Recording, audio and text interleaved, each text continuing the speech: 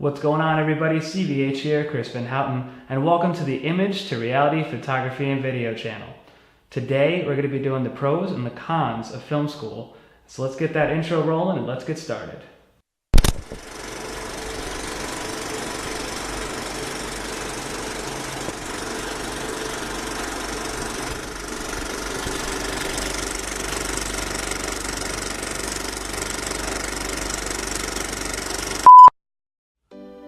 Pro number one, instructors. That's huge, especially if you're just getting into filmmaking. Those people are there to help you hone your craft and figure out exactly what you want to do in filmmaking. Whether it be writer, director, cinematographer, editor, grip, electric, it doesn't matter. Those people are there to guide you and help you figure out exactly what you want to do and also help you hone your craft. I had an instructor in a class one time go around the room and ask students what they wanted to do. Majority of them said writer, director, a couple of them said camera, and I think one silly person said editing, because that's just silly. Editing. Nightmare. Sell crazy someplace else. Anyway, he got to me, and I, just like the rest of the group, I said writer-director, because who doesn't want to be a writer-director, guys? That is the dream. That is, oh man, I'm gonna go to so many Hollywood parties, and I'm gonna meet producers, and I'm gonna cast great actors, and my name, Chris Van Houten, is gonna be on the big screen. This is the one. This is the one I'll be remembered for. And that's great, but he looked at me and he said, how do you want to make money? And it hit me. I was shocked. So you're right. Majority of the time, directors don't make that much money. It depends on the project, but if you're getting onto an indie short film, I doubt you're gonna get paid very much, let alone pay the bills. Nobody wants to see this piece of shit. Hey, you can't talk that way about my movie. Pro number two, that's gonna be your classmates. That's definitely gonna be your classmates. I've met a lot of people in film school that I still keep in touch with to this day that are very talented filmmakers that I've worked on their sets, they've worked on my sets, and overall it's just great to know people that I can rely on and call up and say, hey, I have this awesome project, do you want to be a part of it? What? Did we just become best friends? Yup. The third pro, three of them, third one, that's gonna be equipment. Equipment is expensive. It's really, really expensive. A lot of times, don't get me wrong here, there are those people who just start out in filmmaking and have a ton of money and they're just like, I'm gonna go buy a bunch of equipment. And that's great. All power to you. Give me some of that money. I gotta do it,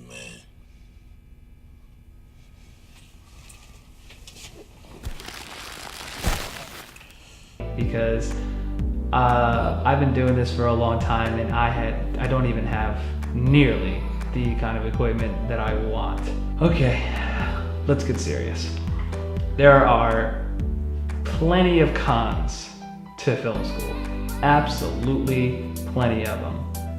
I'm gonna name the biggest one first because it is a catastrophic downfall of film school and it just hurts every time I think about it, and that's gonna be the loan. Yeah, the tuition.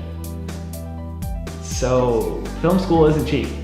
It is not cheap. If you have $100K to throw out the window, then go for it. I say you can just go to film school, do exactly all those pros. There can be a lot of good coming out of it, but if you are like me and you took on a loan and you have a lot of debt behind you, that's gonna follow you for the rest of your life. But that's the downfall of film school. It's expensive. It's really expensive. And in my opinion, if you want to take 50 grand to throw to film school, that's great, but I would go to take that 50 grand or even just get $3,000, get a camera, find people who have other equipment and make movies together. Because that's a big con to me. I don't like college in the first place. I think that college a lot of times is so costly to learn something that it's extremely painful to the wallet. It's a trap. And it follows you for a long time. If you don't pay off that debt in a certain amount of time, well then it's going to affect your credit. When it affects your credit, it affects you getting a home or a car or anything along the lines of that. So that's one of my biggest cons.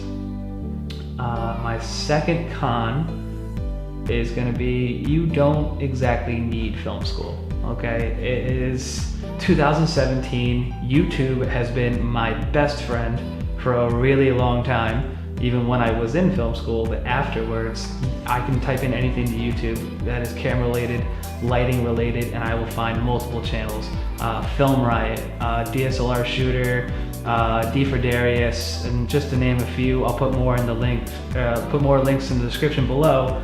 But there are so many channels that do this, and so many channels that'll give you tutorials on how to make your own softbox and DIY lighting equipment and DIY shoulder rigs.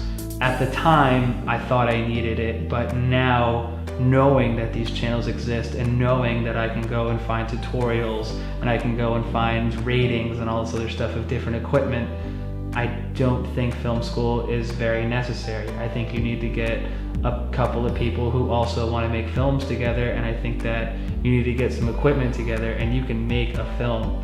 The third con to me is a degree in filmmaking.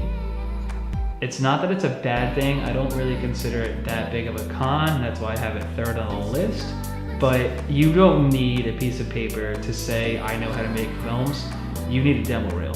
You need a movie, a music video, a commercial, it doesn't matter. You need physical proof and evidence of that project that you know how to make. You don't need a piece of paper that says you got an associate's degree. Like that's great. You did a great job getting that degree and you spent a lot of money on that piece of paper. Look at me, I'm a grad student. I'm 30 years old and I made $600 last year. Bernard, don't make fun of grad students. They just made a terrible life choice. But no one's gonna hire you if they don't see some kind of work from you. That's not gonna be flying for any kind of producer or any kind of director or anybody really hiring you. That piece of paper doesn't matter. The demo reel does. So get out there, start shooting stuff, build up that demo reel, build up that resume, and really start to show people that you are a filmmaker. Don't say, I want to be a filmmaker. Say you are a filmmaker. All right, guys, that's all the time I have for today. That concludes the first episode of the Image to Reality Photography and Video vlog. Make sure you hit that like and subscribe button below. Leave some comments, and maybe if you have a story about going to film school and you want to share it with the world, that's awesome. If you think I'm wrong with my pros and cons, please let me know. I'd love to answer some questions if you have them. And then tune in next time for the next episode.